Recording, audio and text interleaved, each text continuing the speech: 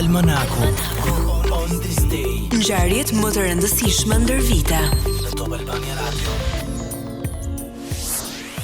Në vitin 1849 Dostojevski i falet jeta në momentin e fundit. Shkrimtari i njohur rus ishte i përgatitur të vdiste i dënuar me vdekje, me akuzën e pjesëmarrjes në një komplot kundër qeverisë.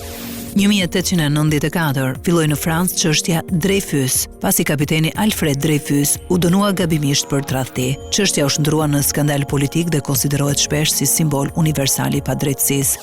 1963 anija e pasagjerëve Lakonia mori flak në afërsi të brigjeve portugeze. Në këtë aksident humbën jetën 128 persona.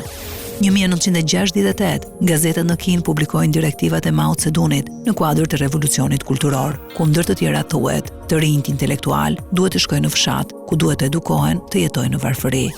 1974, shtëpia e ish-kryeministrit britanik Edward Heath sulmohet nga antarët e IRA-s.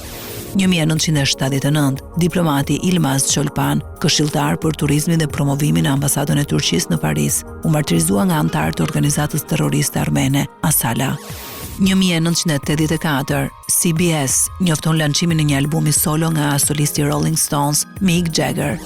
1989, ndron jetë shkrimtari nobelisti i absurdit Samuel Beckett.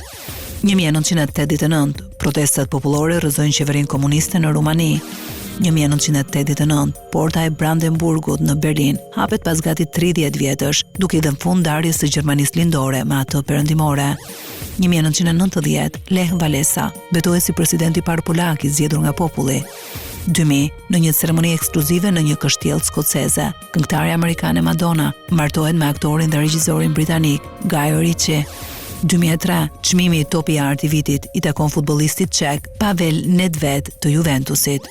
2007, ish-kryeministri britanik Tony Blair kthehet në katolik dhe merr kungimin nga duart e kardinalit Cormac Murphy O'Connor gjatë një ceremonie në një kishë private.